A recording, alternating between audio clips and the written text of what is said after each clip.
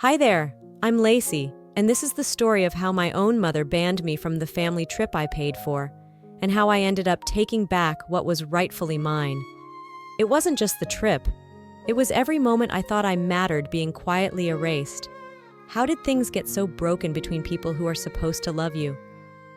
Before we dive in, have you ever felt like your family celebrated everything, except you? Let's talk about it in the comments. The dining room smelled faintly of rosemary and lemon, the scent curling around the flicker of half-melted candles on the table. I sat there, silently cutting into my chicken, feeling the weight of unsaid things thickening the air more than any spice ever could. It was 6 weeks before the Thanksgiving trip, the one I had planned down to every tiny detail, hoping, maybe foolishly, that it would be different this time. Maybe this time, they'd see me. Darlene, my mother, tilted her wine glass, watching me over the rim with a gleam that wasn't entirely friendly. Organizing a family trip is a lot of responsibility, she said, her voice syrupy. Maybe some people just aren't cut out for leading, and that's okay. I felt the words land like cold water spilled over my spine. Samuel, my father, coughed awkwardly into his napkin. Colby barely looked up from his phone, probably too busy texting to notice the bomb that had just been casually lobbed at the table. I smiled thinly, pretending the words didn't scrape at old bruises.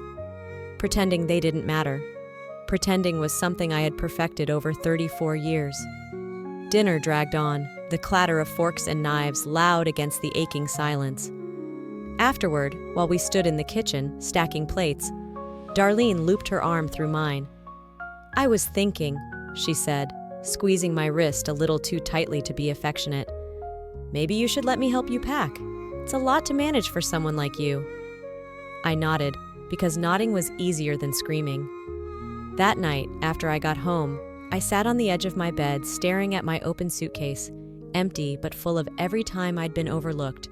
School plays where my name wasn't announced, certificates that got tucked away without mention, birthdays where the candles melted into themselves because no one noticed I'd made a wish. This trip was supposed to be different. It was supposed to be mine. A chance to finally be seen as capable, dependable, enough. I opened a fresh browser tab and typed in my checklist again, meticulously mapping every detail. Flights, hotels, surprise dinners. I wasn't going to let bitterness write my story. Little did I know, the storm had already started brewing under the calm. The glow from my laptop painted the walls of my apartment in a soft blue hue. I tapped my fingers against the coffee mug, reading through the itinerary I had spent weeks assembling. Each activity was chosen with care. A private luau to honor my parents' honeymoon, a snorkeling trip through crystal waters they once spoke about with misty eyes. This trip was supposed to stitch the pieces of our family back together, at least for a little while. I hit send, attaching the finalized plans into the family group chat. My heart thudded, hopeful, foolish. Silence. No replies. Not a single thumbs up or heart reaction. The message sat there like a forgotten balloon, bobbing in a room no one entered. Maybe they were busy, I told myself. Maybe tomorrow. The next morning, I woke to a flurry of notifications. I rubbed my eyes and opened the group chat, expecting excitement. Instead, my stomach twisted. The itinerary was different. Gone were the luau and the snorkeling. In their place, endless shopping sprees, overpriced spa days, wine tastings, things Darlene loved, things that had nothing to do with honoring anyone but herself. A new message blinked at the bottom of the thread. "Hope you don't mind. I polished things up a bit to make it fun for everyone. Mom." Polished things up. I stared at the screen until my coffee went cold, the edges of the room blurring as something inside me began to unravel. I called her. I don't know why I still thought a conversation could mend anything. She answered on the second ring, her voice bright and chipper, like she hadn't gutted the trip I'd built. "I noticed the itinerary's been changed," I said, my voice tight. There was a pause, then a light laugh. "Sweetheart," she said, the word cutting sharper than any blade. "Some people just don't have the knack for planning. Let the adults handle it." I ended the call before she could hear the way my hands trembled. Sitting alone at my kitchen table, I thought back over the years. Birthday parties where she picked the themes I never asked for. College applications where she pushed me toward majors I had no interest in. Every decision, every small piece of my life, rebranded under her name. It wasn't about helping. It had never been about helping. It was about erasing. I turned back to my laptop, the new itinerary blinking at me like a neon sign, a testament to everything I refused to see before. And for the first time, I wondered if I was ever really invited, or just tolerated. The group chat buzzed faintly on my nightstand, its glow slicing through the darkness of my room. I turned over, ignoring it at first. My head pounded from too many nights spent second-guessing myself, from too many moments wondering if maybe I was overreacting. Family meant loyalty, didn't it? You didn't get to pick and choose who mattered when it was convenient. I rolled back over, tapping the screen to life. A few messages from Colby sat there, short and clipped. I answered, asking if he had time to meet up before the trip. No response. An hour later, another excuse. Work, tired, busy. The knot in my stomach tightened. Something was wrong. I told myself it was stress, that we were all fraying at the edges. But deep down, a small voice, one I had spent years silencing, whispered that maybe, just maybe, this was something worse. It wasn't until the next evening, after 2 glasses of wine and a frustrated call to Colby, that the dam finally cracked. "You know Mom never wanted you to come anyway, right?" he said, the words tumbling out like marbles slipping through clumsy fingers. I froze. "What?" He laughed awkwardly, the sound brittle and sharp. "She said you'd just make it complicated. Said it was easier to, let you think you were involved but keep you out of the real stuff." The room seemed to tilt. I clutched the edge of the kitchen counter, grounding myself. "And the changes to the itinerary?" I asked, my voice low. He hesitated, the silence on the line stretching too long. "She offered to split some of the family savings with me if I helped smooth things over. Made it seem like it was for the best. Every memory, every stupid moment where I had stood between him and the bullies in school, every time I had defended him, even when it cost me, it all collapsed in on itself like a house built on sand. Even blood was transactional here." I hung up without another word. What was there left to say? Sitting on the edge of my bed, I drifted backward into memories. The way Colby had clung to me at 5 years old, terrified of thunderstorms. The way I had handed him my umbrella and stood soaked in the rain so he wouldn't cry. All of it, meaningless now. The group chat lit up again. Someone posted a picture of a new swimsuit they had bought for the trip. The bubble of conversation rolled on, without me. I stared at the glowing screen, my finger hovering over the Leave Group button. Maybe blood isn't thicker after all. Maybe it's just heavier to carry. The buzz of a notification jolted me from the half-sleep haze I had been drowning in all evening. I reached for my phone with a numb hand, expecting another barrage of empty group messages I had learned to pretend didn't sting. Instead, the group chat was gone. Not muted, not archived, gone. I sat up straighter, thumbing through my contacts, my heart beginning to drum against my ribs. I scrolled and scrolled, blinking against the blur, hoping it was a glitch, some cruel trick of tired eyes. But my name wasn't there anymore. It was like waking up and finding your bedroom walls repainted overnight, your photographs replaced with someone else's smile. I stared at the blank space where my name had once been, a hollow pit yawning open in my chest. Then another ping, an invitation to a new group chat, brightly titled, Family Trip Excitement. I hesitated before opening it, bile already rising in my throat. There they were, Mom, Dad, Colby, aunts, cousins, everyone but me. The conversation threads were alive with plans. Matching t-shirts, secret surprise dinners, inside jokes I wasn't inside of anymore. I scrolled and scrolled until the words blurred together into a smudge of laughter I wasn't allowed to hear. Later that night, sipping stale wine, I found out through a mutual friend, someone who still had the decency to whisper the truth, that in the new chat, Darlene had assigned everyone tasks. Hotel bookings, transportation duties, dinner reservations. It was meticulous, thoughtful, efficient. And nowhere, not once, not even as an afterthought, did my name appear. I wasn't just unwelcome. I had been erased. Sitting there in my living room, the only sound the slow tick of the old clock on the wall, I let the memories wash over me. The Christmas where they forgot to hang a stocking with my name, the Thanksgiving when they left for dinner without telling me, the birthdays spent waiting for a call that never came.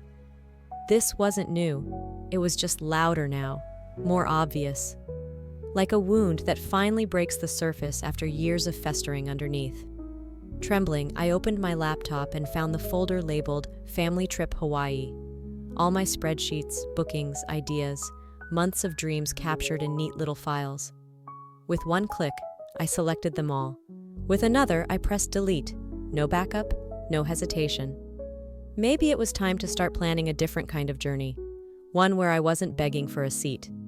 The air smelled like cinnamon and vanilla when I stepped into my mother's house, the warmth almost convincing enough to make me believe in the illusion. Strings of fairy lights hung across the living room, casting a soft glow over the tidy chaos of party trays and punch bowls. People milled around, laughing, catching up, their smiles just a little too wide to be real. I clutched the small box in my hand, a gift I had chosen carefully for my parents, something sentimental to honor their anniversary, and made my way inside. Nobody really looked at me. The farewell party buzzed with energy, all centered around the upcoming trip. Decorations with palm trees and leis were draped across the mantel, as if pretending hard enough could turn Austin's November chill into Hawaiian breezes. Dinner blurred into polite small talk. Plates were passed, wine glasses refilled. The underlying current of unease never left my chest. After the meal, Darlene clapped her hands, her rings flashing under the lights.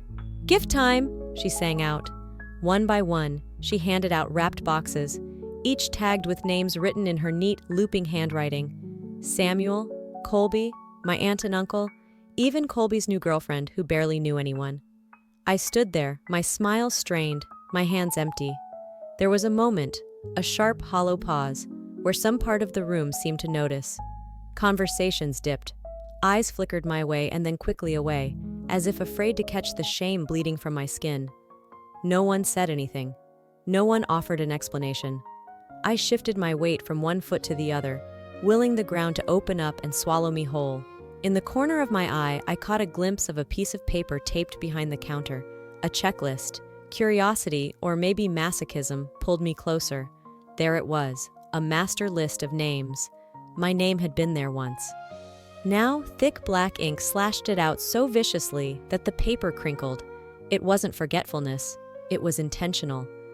I pressed the little box I had brought tighter against my palm until the edges dug into my skin.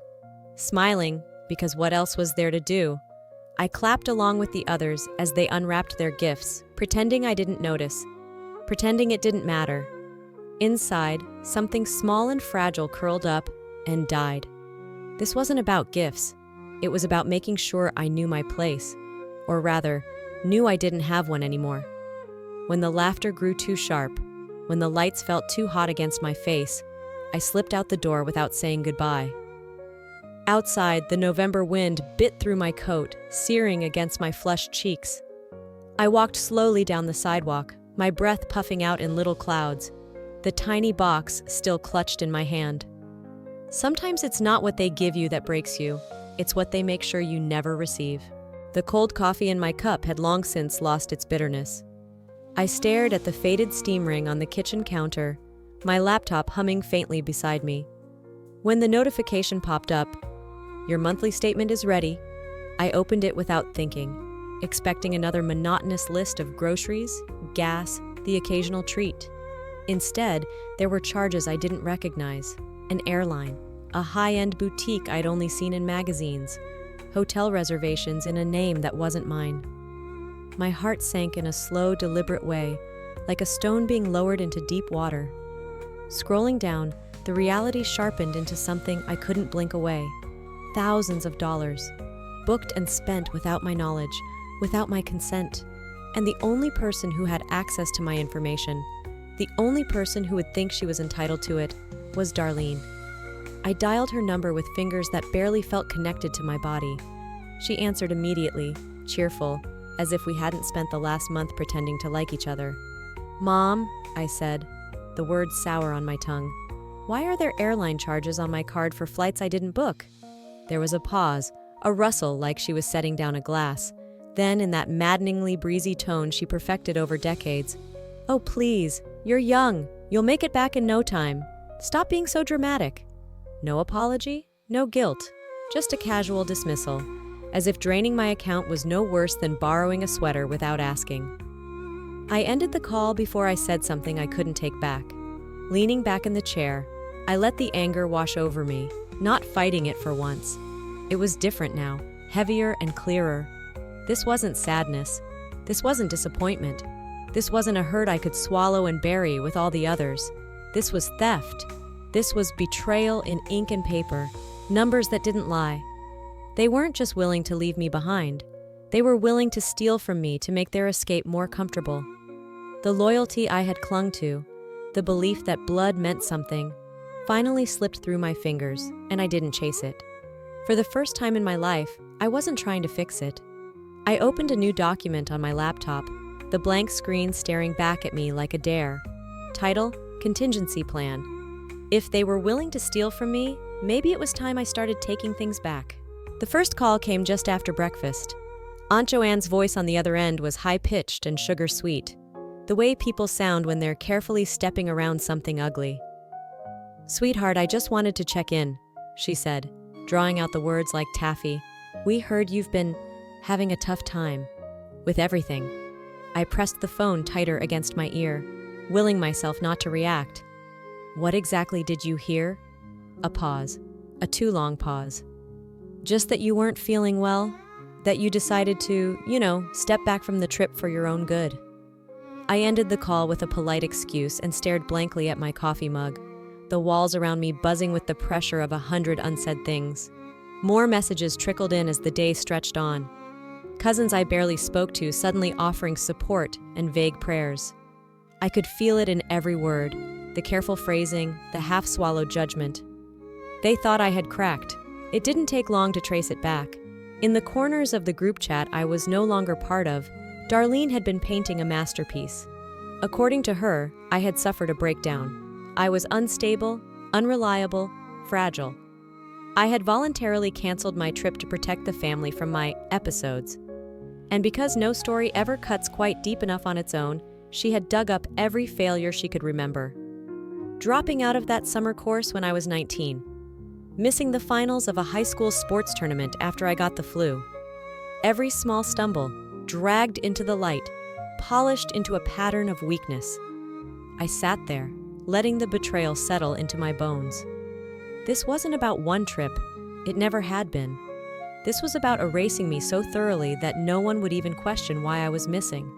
Not this time. I didn't cry. I didn't scream. I didn't send furious texts or demand explanations.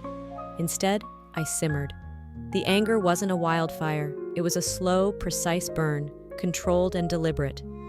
I opened my laptop and pulled up every receipt, every confirmation email, every string of messages where I had paid, planned, and prepared for a trip I was now accused of abandoning. They wanted a war.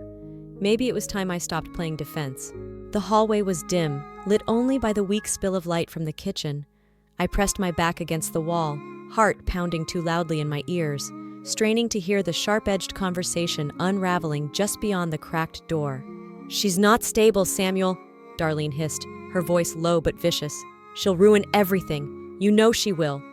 Samuel muttered something too soft to catch, a coward's murmur of reluctance. "We can't have her embarrassing us in front of everyone," she continued, as if they were discussing a bad piece of furniture, not their daughter. "It's better this way, cleaner." Every syllable thudded against my chest like a hammer. Cleaner, like I was a mess that needed to be scrubbed away. I inched back from the door, the old floorboards creaking under my weight. Their voices faded into a low murmur as I stumbled into my room. The anger wasn't a sudden explosion.